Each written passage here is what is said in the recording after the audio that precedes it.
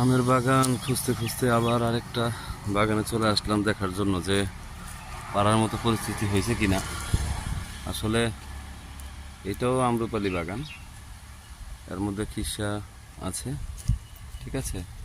মাশাল্লাহ ভালো আম আসছে, গাছটা একদম রাস্তার সাথে, তো ভালো আম আসছে, দেখার মতো পরিস্থিতি, ভালো লাগতেছে আর কি। হচ্ছে আমের বাগান, আমি গাছের নিচে চলে আসছি।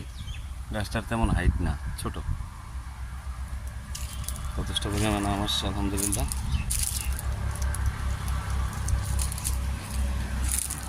অনেক গাছ এখানে দেখতে পাচ্ছেন, অনেক সুন্দর সুন্দর গাছ আছে।